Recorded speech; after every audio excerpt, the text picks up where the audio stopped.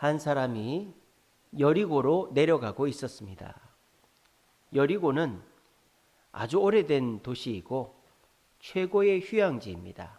왜냐하면 여리고는 바다 높이에서부터도 258m가 낮은, 바다보다도 한참 낮은 곳이기 때문입니다. 바다보다도 낮으면 뭐가 좋은가? 여러분, 마음이 답답할 때 강가나 바닷가에 가면 마음이 편안해지죠? 그 이유가 뭐예요? 네? 네, 맞아요. 산소가 많기 때문입니다.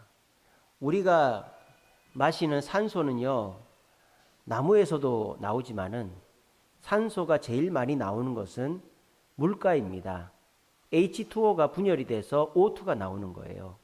그래서 사람이 마음이 답답할 때 바닷가나 호숫가에 가면 마음이 편안해집니다. 자, 그러면 바닷가나 호숫가에 가도 산소 농도가 높은데 여리고는 어떻겠어요?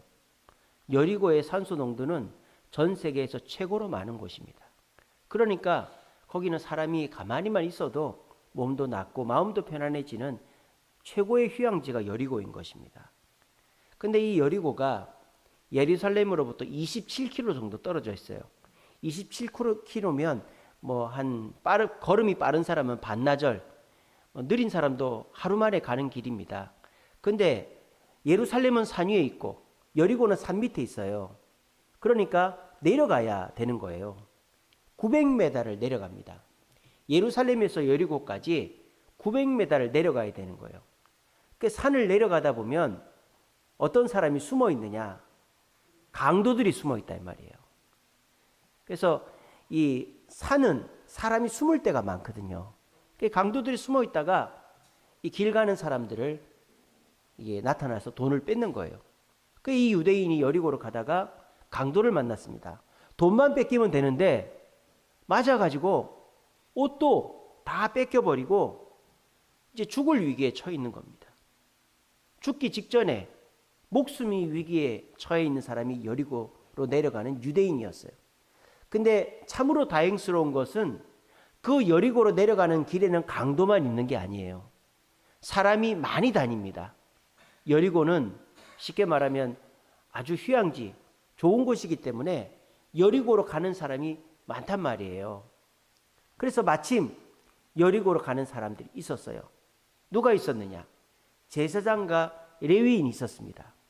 제사장과 레위인은 다 유대인이죠. 그리고 율법에 가난한 사람, 어려움을 만난 사람을 도와줘야 복을 받고 천국에 가죠.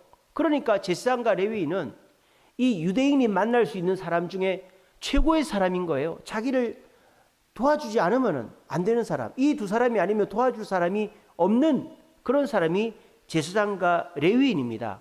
근데 이 제사장과 레위인이 그 강도 만난 유대인을 도와줍니까? 안 도와줍니다. 핑계가 뭡니까?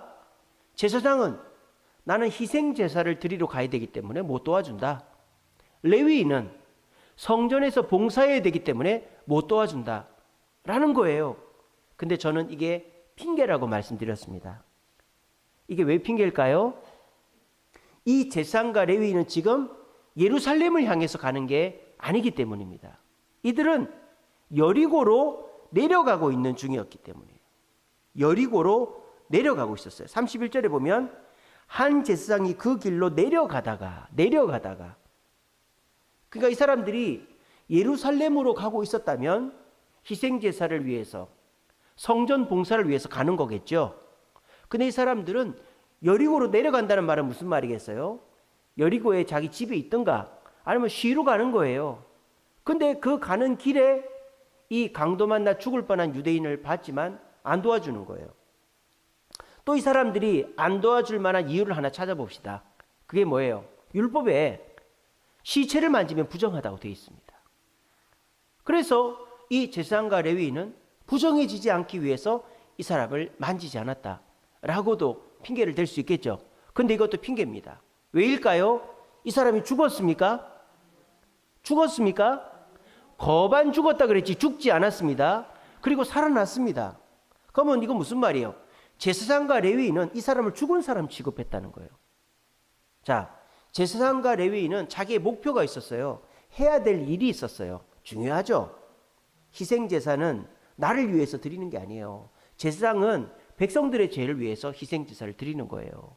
성전 봉사는 자기를 위해서 하는 게 아니에요. 남을 위해서 하는 거예요. 이거는 이기적인 게 아니라 이타적이고 사명이 있고 목표가 있는 삶이에요. 제사장과 레위인이 잘못됐다는 얘기가 아니에요. 근데 제사장과 레위인의 문제가 뭡니까? 너무 목표 중심적으로 살았다라는 거죠. 그리고 그 목표 때문에 다른 거는 다 핑계거리로만 삼았다라는 것입니다. 우리도 그렇습니다. 목표 중요하죠. 내가 아버지로서 돈을 벌어서 집안 살림을 책임져야 되고, 내가 어머니로서 애들을 엄하게 가르쳐야 되고, 내가 학생으로서 공부도 해야 되고, 직장에서 열심히 일도 해야 되고, 내가 내 나이 때 해야 될 게 있고, 사람들이 목표가 있어야 됩니다. 목표가 없으면요 아무것도 이룰 수가 없고 후회만 남는다. 제가 지난번에 히브리서 3장 14절 말씀 가지고 여러분들 말씀 전해드렸죠. 시작할 때 확신한 것을 끝까지 붙잡으라 그랬습니다. 여러분, 사람이 인생을 살면 후회가 쌓이게 돼 있어요. 그 후회를 없앨 수 있는 방법은 목표를 정해놓고 열심히 하면 후회보다는 만족감이 더 늘어가는 거예요. 목표 중요합니다. 하지만 그 목표를 너무 중요하게 생각해서 내가 돈을 벌어와야 되니까 나는 집안 살림에 도움을 못 준다. 내가 애들을 키워야 되니까 애들 닭 잡듯이 잡아서라도 애들 키워야 된다. 내가 직장에서 승진해야 되니까 내가 이 사람 저 사람 챙길 여력이 없다.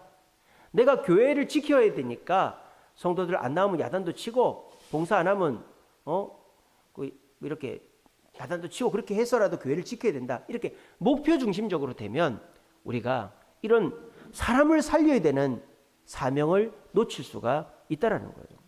사람들 중에 이런 사람들이 있어요. 사람이 운전을 하고 가다가 사람을 칠 수 있습니다. 그러면 안 되지만은 뭐 음주운전 이런 게 아니라 빗길 속에서 또는 이제 아차 해가지고 사람을 딱 치면 어떻게 해야 돼요? 어떻게 해야 돼요? 그 사람을 데리고 병원으로 가야죠. 근데 목표 중심적인 사람은 딴 생각부터 하는 거예요. 내가 이 사람 때문에 혹시라도 이 사람이 죽어버리면 내가 감옥 가고 내 가족도 못 들고 내 직장도 그렇고, 목표를 먼저 생각하는 사람은 죽은 사람을 내버려 두고 가는 거예요. 제가 예전에 부천 해강교에 있을 때 자전거를 타면서 운동을 했었어요. 그래서 그때도 살을 한 10kg를 뺀 적이 있는데, 자전거를 타고 가다가 제가 호수를 보고 가다가 천천히 가고 있었죠, 물론. 근데 어떻게 누구를 받아버렸어요, 자전거로.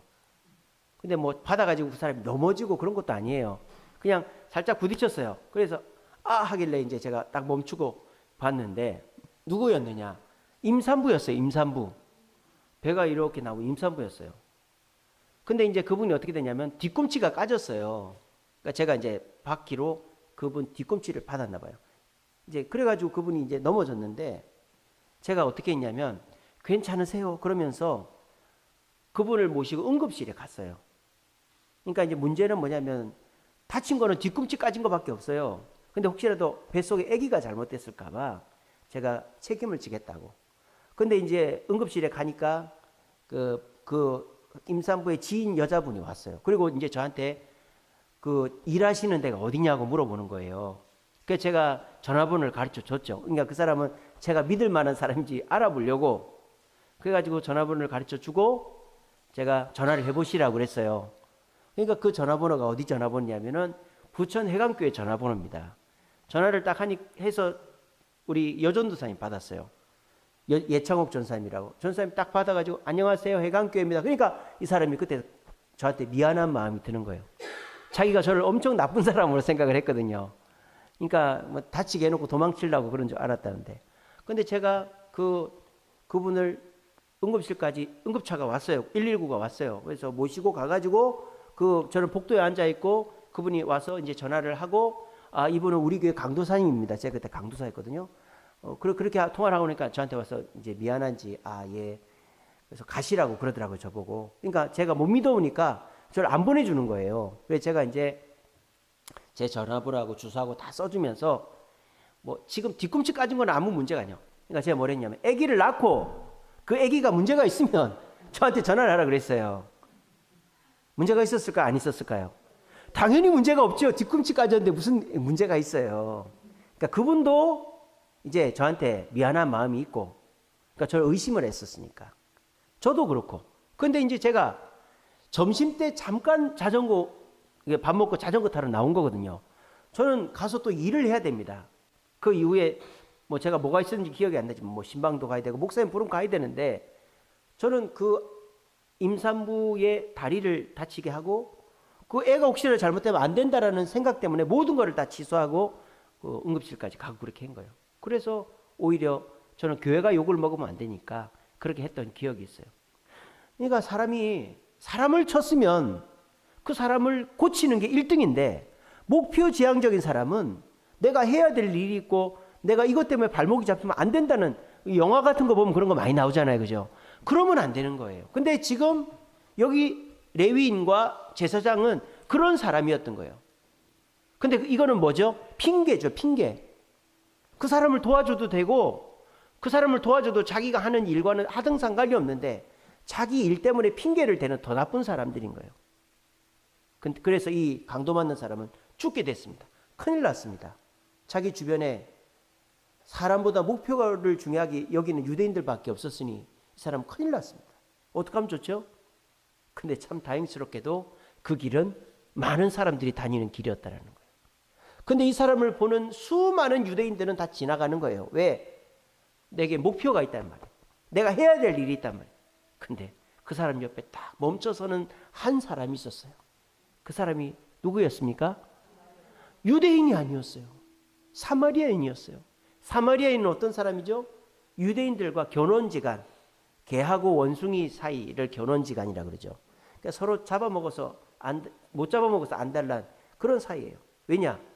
이 사마리아는요, 아수르에게 망해가지고 아수르 사람과 혼혈이 돼버렸거든요. 그러니까 유대인들이 개 취급하고 사람 취급을 안 하는 거예요. 그러니까 이제 처음에는 이 사마리아 사람들이 우리를 좀 잘 대해주지 이러다가 나중에는 어떻게 돼요? 자기들도 화가 나는 거예요. 우리를 개 취급하니까 우리들도 너희들 도와주나 보자 이렇게 된 거예요. 마치 지금 유대인하고 팔레스타인 관계가 그렇게 된 거죠.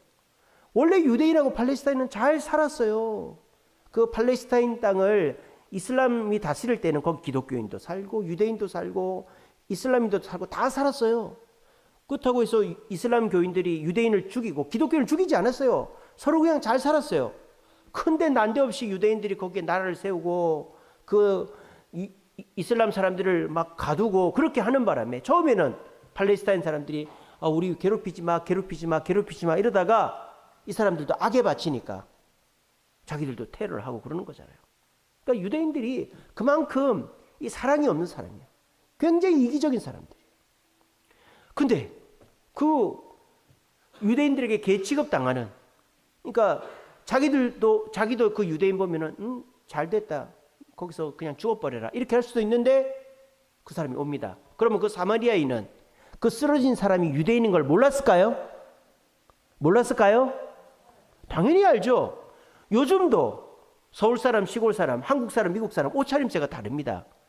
그때 당시는요, 옷차림새만 다른 게 아니라 민족이 복장으로 민족을 구분할 때입니다. 그러니까 사마리아 사람 입는 옷이 있고 유대인들 입는 옷이 있어요. 그러면 딱 봐도 표가 나는 거예요. 그러니까 멀리서 봐서 누가 강도 만나 있는데 옷이 벗겨져 있어도 저 사람이 유대인이구나 하고 갈 수 있는 거예요.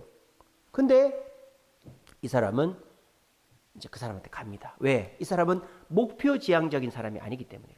이 사마리아인도 목표가 없었을까요? 아니, 목표 없이 방랑하는 사람 있을 수 있겠지만 이 사람도 자기 목표가 있었어요. 해야 될 일이 있고 자기가 가지고 온 돈도 자기가 써야 될 때가 있고 자기도 어디서부터 어디까지 언제 동안 도착해야 된다 이런 게 있었단 말이에요. 근데 제가 그 임산부 다리를 쳐서 그 사람 병원에 가고 이렇게 하루를 다 비웠듯이 이 사마리아인도 그 사람이 우선인 거죠. 그래서 이 사마리아인은 사랑으로 그 강도 만난 유대인을 돌봅니다. 어떻게 사랑을 베푸는지 한번 봅시다. 첫째는요, 불쌍히 여겼다 그랬어요. 불쌍히 여겼다. 이게 뭡니까? 동정심이죠. 사람을 볼 때 뭐 저거는 저 사람 잘못해서 저렇게 됐지 이런 마음을 가지면 안 돼요. 우리 오늘 찬희 집사님이 그랬지 않습니까? 애가 열이 나니까 내가 아팠으면 좋겠다. 사실 저는 그런 생각이 안 듭니다. 제가 굉장히 정서가 메마른 사람이라 아프면 네가 아프지 내가 아프냐 이러는 사람이거든요. 저는 우리 애들 열날 때 저는 자고 그랬거든요. 제가 아파가지고 어떻게 눈물을 흘리고 그런 적이 없어요. 근데 제가 요즘은 조금 바뀌고 있습니다만은 남자가 이제 나이가 들면 여성화 되지 않습니까? 저도 여성 호르몬이 많이 나서 그런지 막 TV 보다가 울고, 우리 김정희 사님 그러신 것 같습니다. 크게 웃으신 거 보니까 막 TV 보다가 저도 막 울고 막 영화 보다 울고 막 그래요. 여성 호르몬이 많이 나오는 것 같아요, 저도. 근데 오히려 저희 집사람은요, 이제는 막 집안에서 막 장군님이 돼가지고요, 뭐 씨알도 안 맥힙니다. 예, 제가 뭐 긴 얘기는 안 하겠습니다. 그래서 이 사마리아인은 동정심이 있는 거예요. 동정심이. 그래가지고 이 사람 보니까 불쌍하게 생기는 거예요. 근데 동정심은 동정심이고 그 사마리아인이 그 사람 봤을 때 유대인이네 하고 가버릴 수 있잖아요. 근데 판단을 어떻게 합니까? 유대인이지만은 도와줘야 되겠다. 이렇게 판단을 한 거예요. 그죠? 민첩한 판단을 한 거죠. 민첩한 판단을 한 거예요. 그리고 이 사람이 어떻게 합니까? 가서 기름과 포도주를 붓고 상처를 소독을 하죠. 올리브 기름, 또 포도주, 소독도 되고 코팅도 되고 그러지 않습니까? 이게 뭡니까? 적극적인 행동이죠. 그냥 멀찌감치서 어디 아파요? 좀 다쳤네. 빨리 가요. 이러고 가버릴 수도 있는데 가가지고 자기가 가지고 있는 기름이랑 포도주로 막 손수 막 닦아주고, 그것뿐만 아닙니다. 어떻게 합니까? 자기 희생을 하죠. 싸맸다 그랬어요. 그런데 이 사마리아 사람이 뭐 붕대를 갖고 다녔겠어요? 뭐 요즘같이 천이 흔하던 때도 아니지 않습니까? 무슨 뭐 물티슈가 있고 휴지가 있고 이런 때가 아니잖아요. 응가도 나뭇잎으로 닦고 모래로, 중동 지역은 모래로 응가를 닦습니다.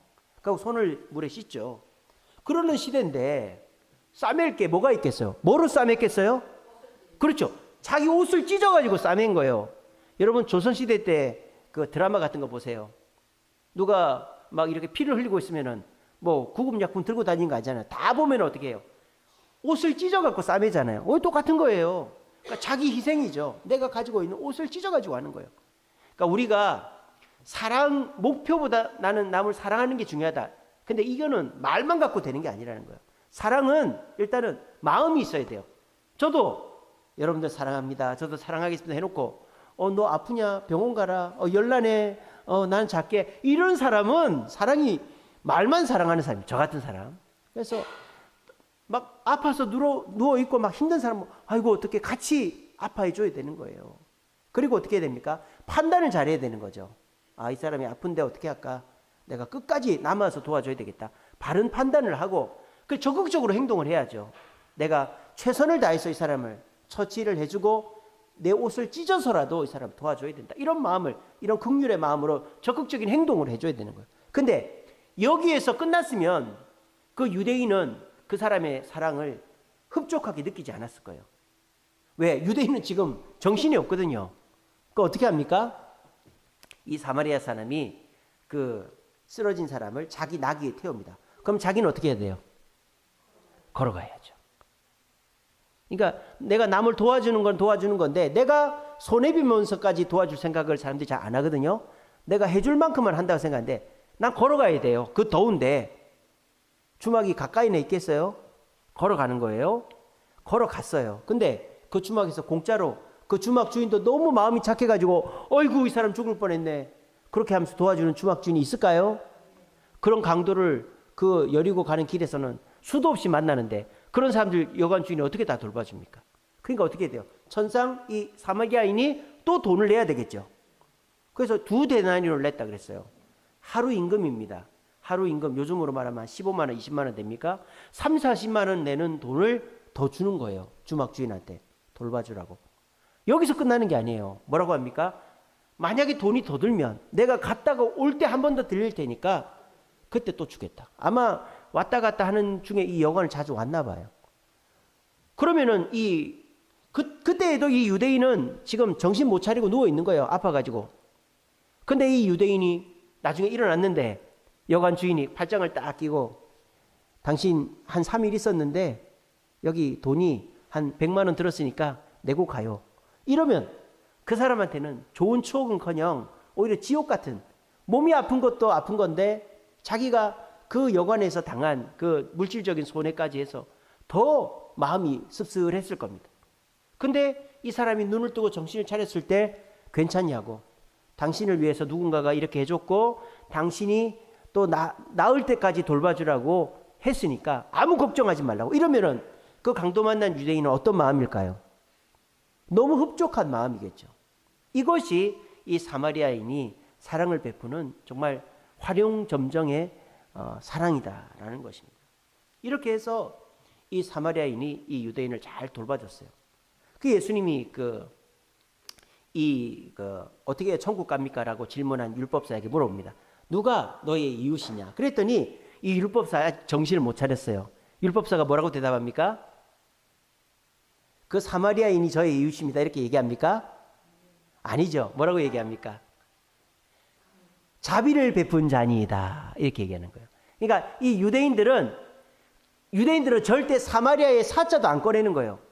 사마리아의 사자도 안 꺼내고 자비를 베푼 자입니다. 그렇게 얘기하는 거예요. 그러니까 예수님이 뭐랍니까? 너도 이와 같이 해라 하는 것이 오늘 선한 사마리아인의 비유가 되겠습니다. 사람은 다 목표를 가져야 돼요. 목표를 가져야 됩니다. 목표 없이 사는 사람은 뭐만 남는다? 아까 말씀드렸잖아요. 목표 없이 사는 사람 뭐만 남는다? 예, 우리 김정희 집사님 오늘 직분 받으시더니 아이고, 예, 직분이 먼저다. 예, 예. 그래서 우리 후회가 남아요. 후회가. 사람이 인생이 두 번 오는 게 아니에요. 근데 사람은 두 번째 기회가 있었으면 좋겠다. 다 그렇게 생각하죠. 그러니까 사람들이 만들어낸 이 잘못된 생각이 윤회론이잖아요. 윤회론. 한번 태어났다가 죽을 수 있다. 하지만 다시 태어난다. 그게 윤회론이잖아요. 그러니까 사람이 윤회론을 믿으면 더 열심히 살겠죠. 윤회론을 살면 다음 생에 뭐 짐승으로 태어난 사람이 사람으로 태어나고 사람으로 태어난 사람이 신선으로 태어난다니까 윤회론을 믿으면 다음 생에 더 멋지게 태어날 거를 기대하고 열심히 살겠죠. 아닙니다. 여러분 조선시대 영화 보십시오. 이번 생은 글렀어. 이번 생은 글렀어. 뭐예요? 너무 목숨을 가볍게 생각하는 거예요. 윤회론에 빠진 사람은. 여러분 일본 영화 보십시오. 일본 영화. 껐떡만 하면 배를 가릅니다. 할복을 합니다. 그냥 조금만 실수해도 내가 주군한테 말 한마디만 잘못해도 주군이 너 배를 갈라라. 그렇게 해버리는 거예요. 그 배를 가르는 순간 후회하는 거예요. 윽 했는데 다음 생이 없으니까 아이고 지옥에서 고생하는 거예요. 여러분 두 번째 인생은 없어요. 그럼 우리 인생이 후회가 남지 않으려면 목표를 정해야 되는 거예요. 공부도 목표를 정해놓고 하면 60점, 70점은 받고 대학도 내가 어디 가겠다 하면 그 밑에 대학이라도 가고 직장도 그렇고 목표를 정해야 되는데 목표를 안 정하니까 아무것도 안 됩니다. 우리 요즘은 N4 세대라고 그러지 않습니까? 뭐 결혼도 직장도 뭐 집도 자녀도 다 포기하는 시대잖아요. 그러니까 남는 건 후회밖에 안 남는 거예요. 후회밖에 안 남아요. 포기하지 마세요. 우리 청년들. 결혼도 해야지, 자녀도 낳아야지, 좋은 직장도 얻어야지, 집도 사야지. 목표를 정해놓으면 그거 반만큼은 가는 거예요. 아시겠어요? 목표 자체가 없으면 우리 인생이 후회밖에 안 남단 말이에요. 여러분 목표 중요합니다. 근데요 우리 인생은 목표만 있는 게 아니에요. 목표만 있는 사람은 혼자 사는 사람이죠. 내가 혼자 살면 내 목표대로 살면 돼요. 근데 인생은 혼자 사는 게 아니라 함께 더불어 사는 거란 말이에요. 함께 살려면 목표가 중요한 게 아니라 사랑이 중요한 거예요. 왜? 나는 내 목표대로 하지만 남은 내 목표대로 해주지를 않아요. 각자의 목표가 있고 저 사람이 목표를 못 이루고 쓰러져 있을 때가 있단 말이에요. 그럴 때 너는 쓰러져 있어라 나는 간다 이러고 자기 인생을 살면 결국 그 사람은 목표 지향적인 삶을 살아서 목표를 이루더라도 후회하는 인생을 살게 된다는 거예요. 그러니까 우리가 목표가 있어야 되지만 그 목표를 이루면서 목표보다도 사랑이 더 중요하다라는 것을 기억해야 되는 거예요. 고린도전서 13장 사랑장이죠. 근데 여러분 13장 앞에 12장에 뭐라고 되어 있는지 아세요? 은사가 여러 가지라 그랬어요. 은사가 뭐 가르치는 은사, 신유의 은사, 뭐 복음 증거의 은사, 뭐 봉사의 은사, 뭐 섬기는 은사, 은사가 여러 가지가 있다고 그랬어요. 근데 제일 끝에 뭐라고 돼 있어요? 더 큰 은사를 뭐해라? 사모해라. 더 큰 은사를 사모해라 하고 13장부터 그 은사가 뭐라고 나오는 거예요? 사랑이 나오는 거예요.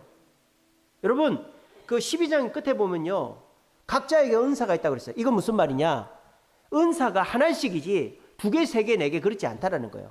그러니까 각자의 은사에 집중하고 거기에 충성하라는 거예요.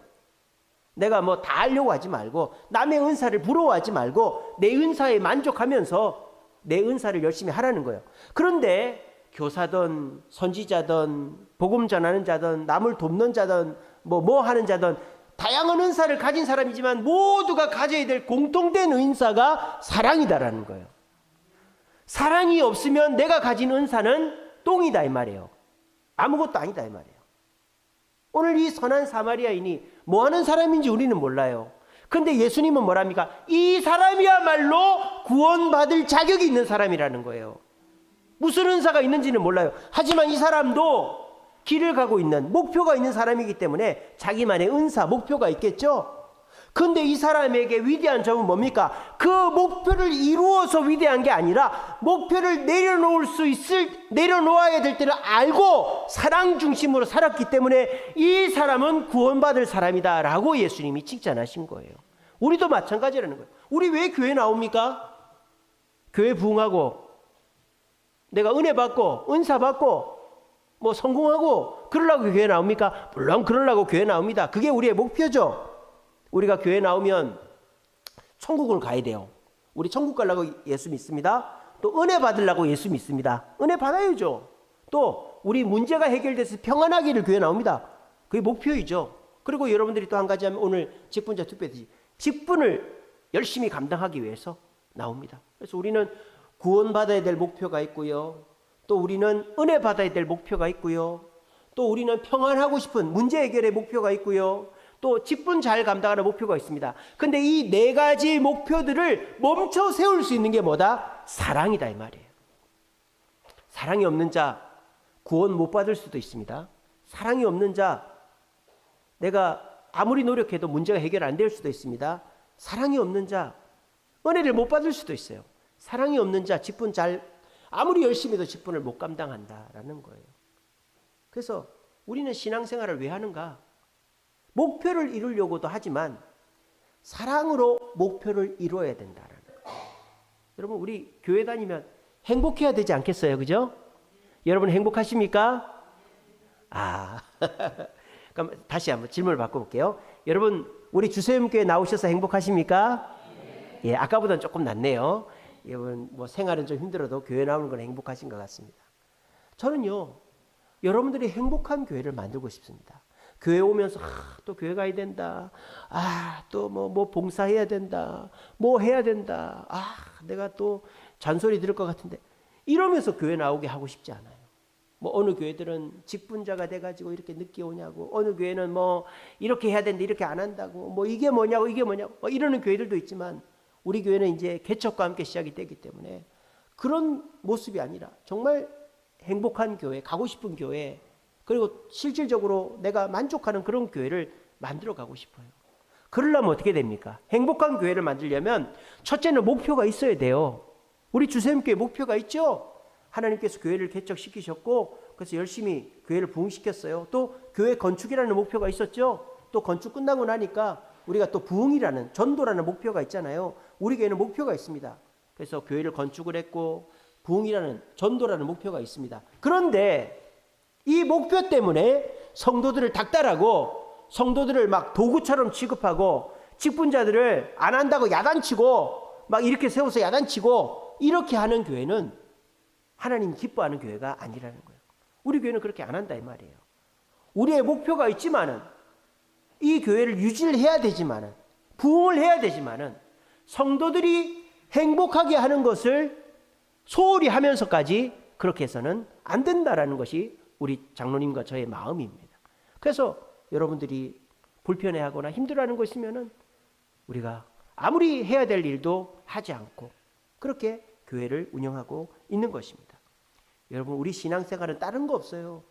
신앙생활 예수 믿어 구원받고 은혜 받고 문제 해결돼 평안하고 직분도 잘 감당하는 이 목표들이 있지만 우리 신앙생활 다른 거 없고 서로 사랑하는 겁니다. 서로. 내가 멀쩡할 때 쓰러져 있는 성도가 있으면 내 하던 일을 다 제껴놓고 그 사람을 돌봐주고 그렇게 하는 거예요. 그렇게 하면요, 내가 또 쓰러질 때 다른 사람이 나를 돌봐주는 거예요. 그렇게 서로 사랑하는 것을 중점적으로 하는 그 교회, 그 사람이 신앙생활 잘하는 사람이 되는 것입니다. 그리고 우리 주님이 뭐라고 그랬습니까? 누가 구원받을 사람이냐 했더니 자비를 베푼, 너도 이와 같이 해라. 우리 주님이 사랑으로 돌봐주는 교회, 사랑으로 돌봐주는 성도들을 주목하고 계신다라는 것입니다. 여러분, 혹여나 나는 뭐 똑똑하지도 않고 돈도 없고 잘하는 것도 없고 나이도 많고 몸도 아프고 내가 뭘 할 수 있겠나 그래 싶으시죠? 근데 여러분들이 그런 거를 못해도 오늘 사마리아인처럼 사랑의 마음을 가지고 내가 할 수 있는 한 최선의 행동을 보여주면, 그리고 상대방이 흡족할 만큼, 내 기준에서 시간과 그런 게 아니라 상대방이 흡족할 만큼 도와주면요, 아무리 나이 많고 돈 없고 부족해도 우리는 얼마든지 사랑으로 베풀고 주님이 우리를 축복해 줄 수 있습니다. 우리 모두 그런 교회를 만들어 갑시다. 그렇게 할 때요, 우리의 목표는 누가 이루어 주실까요? 그렇죠, 주님이 이루어 주시는 거예요. 저 오늘 낮 예배 때 그렇게 설교했지 않습니까? 세상 사람들은 위로라는 것을 못해요. 받아본 적이 없으니까. 또 내가 위로를 해주다 보면 내 것이 자꾸 나가니까. 그러니까 나도 힘든데 누구를 위로해 주나? 너는 너, 나는 나지. 이렇게 하는 거예요. 근데 우리는 다르다 그랬죠. 우리는 내 것을 다 퍼줘서 위로를 해줘도 돼요. 왜? 우리는 위로해 주는 만큼 어떻게 돼요? 주님께 도로 받기 때문입니다. 그것도 그냥 받는 게 아니라 누르고 흔들어 넘치도록 안겨주신다고 말씀하지 않았습니까? 여러분, 우리 그런 교회를 만들어 갑시다. 오늘 우리 직분 맡으신 우리 임직 이렇게 당선되신 우리 안수 집사님 2분, 권사님 3분 축하드립니다. 부담스럽죠. 내가 이 교회에 안수 집사 권사가 된다는 게 부담스럽죠. 하지만 여러분들에게 큰 것을 바라는 게 아니라 우리 함께 서로 위로해 주면서 사랑이 넘치게끔 하자, 그런 마음으로 우리가 이번에도 직분자를 뽑은 것입니다. 우리가 서로 사랑할 때 일은 하나님이 하실 줄로 저는 믿습니다.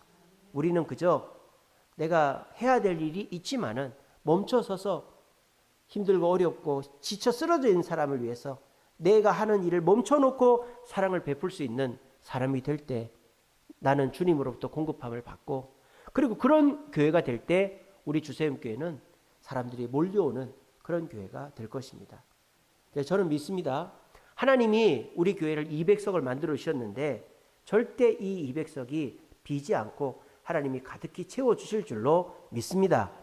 그리고 하나님께서 이 교회 우리 빚지는 거 누구를 통해서 어떻게든지 하나님이 또 우리 교회가 열심히 부응해서 다 갚아질 줄로 저는 믿습니다. 방법은 어떻게 될지 몰라요. 우리는 어떻게 하면 돼요? 고민할 필요 없어요. 어떻게 하면 이 교회를 채울까? 어떻게 하면 이 빚을 갚을까? 그렇게 생각하면요, 마음이 강팍해지고요, 다른 사람들 비난하게 되고요. 나는 이렇게 헌금하고 나는 이렇게 봉사하는데 왜 너는 안 해? 이게 되는 거예요. 여러분, 그렇게 고민하지 마세요. 우리가 이 교회가 부흥해야 된다, 우리가 이 교회 빚을 갚고 헌당해야 된다, 이게 우리 목표입니다. 하지만 그거를 위해서 사랑을 희생해버리면 안 돼요. 그 목표는 어떻게 하면 된다? 우리가 서로 사랑할 때 하나님이 이루어 주시는 줄로 믿으시기를 바랍니다. 저는 그렇게 하고 있고 그렇게 해 나갈 것입니다. 그렇게 하면요, 우리가 뭐 어제 바자회 때 너 왜 안 왔냐, 나는 죽을 뻔했다, 너는 나도 뭐 안 바쁜 줄 아냐, 나도 허리 안 아픈 줄 아냐, 너는 이런 식으로 해버리면 이게 안 되는 교회가 되는 거예요. 근데 뭐 아침부터 왔던 점심 때 왔던 잘 왔다 그러고 어제 못 왔어도 아이고 괜찮다 그러고 이렇게 사랑으로 돌보고 또 힘든 사람들 돌보고 그렇게 사랑이 넘치는 교회를 만들 때 하나님은 우리가 목표하는 것을 이루어 주시는 겁니다. 우리 모두 그 믿음 가지시고 신앙생활 딴 거 없어요. 목표를 가지되 목표에 함몰되는 게 아니라 사랑의 마음으로 서로 돌봐주고 내가 목표하는 것도 멈춰 세워놓고 남을 돌봐줄 때 하나님께서 내 목표는 이루어 주신다라는 믿음을 가지는 것, 또 그런 체험들을 하는 게 신앙생활입니다. 우리 각자의 사명이 있지만 사랑이라는 이 은사, 여러분 사랑이 은사입니까? 열매입니까? 그렇죠. 사랑은 열매입니다. 성령의 9가지 열매 첫 번째가 뭐예요? 사랑이죠. 사랑과 충성과 자비와 절제, 온유 뭐 이렇게 쭉 나가잖아요. 여러분 사랑은 열매입니다. 열매라는 말이 무슨 말이에요? 은사는 그냥 공짜로 주는 거예요. 하나님이 은사를 주시는 거예요. 열매는 내가 노력해서 얻는 거예요. 태어날 때부터 사랑하는 사람 없어요. 태어날 때부터 남을 배려하고 동정심 가지고 또 내 것을 다 내어주고 이런 사람 없어요. 다 아깝죠. 다 내가 중요하죠. 하지만 예수님께 배우고 성도들에게 배워서 사랑을 하는 거예요. 사랑은 열매입니다. 그러니까 여러분들이 지금 사랑을 많이 못하더라도 예수님을 말씀을 통해 배우고 성도들 하는 걸 보면서 따라 하다 보면 나는 목표 중심적인 사람에서 사랑 중심적인 사람이 되는 거예요. 저는 저부터가 그렇게 할 것이고 여러분들이 그렇게 되었으면 좋겠습니다. 그렇게 해서 개인적으로도 내가 원하는 목표를 남을 짓밟고서라도 적자생존으로 내 목표를 이루는 게 아니라 내 목표를 내려놓고서라도 남을 사랑함으로 주님이 내 목표를 이루어주시고 우리 교회가 부흥하고 빚도 갚고 전도하고 해야 되니까 그걸 위해서 남을 닥달하고 비난하고 뒤에서 험담하고 그러지 말고 우리가 서로 양보하고 괜찮다고 이해해 줌으로 사랑이 넘치는 교회를 만들어서 우리 모두가 행복하게 신앙생활을 바르게 할 수 있는 저와 여러분 되시기를 간절히 바랍니다.